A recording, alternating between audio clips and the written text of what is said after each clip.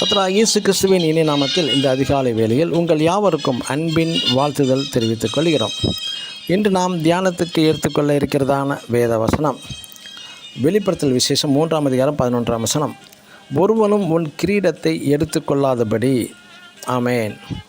இயேசுவின் சீசர்கள் ஒருவனும் அப்போஸ்தலனாகிய யோவான் இயேசுவின் 2ஆம் வருகையின் எச்சரிப்பின் சத்தம் பற்றி குறிப்பிடப்பட்டுள்ளார்.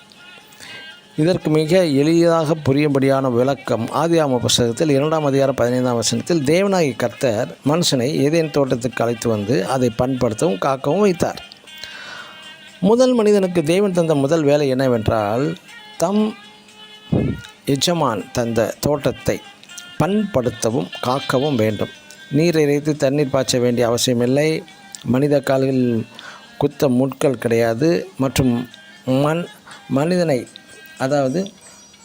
அவனை சோதிக்கும்படியாக போஷிக்கும்படியாக நிறைந்த பழங்கள் நற்கனிகள் காணப்பட்டது.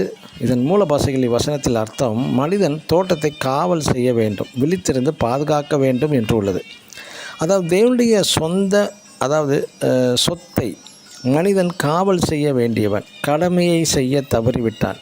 இந்த முக்கிய கடமையை உத்தரவாதத்தை வேறொருவரின் வசம் தேவன் ஒப்படைத்து விட்டார்.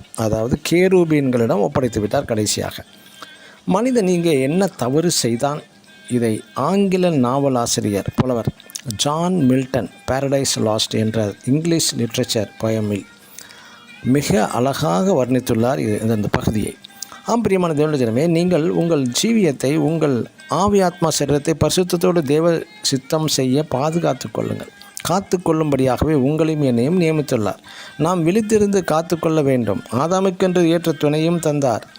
எதற்காக? அவன் முன்னிலும் அதிக கவனத்துடன் ஜாக்கிரதையாக இருக்க வேண்டும்.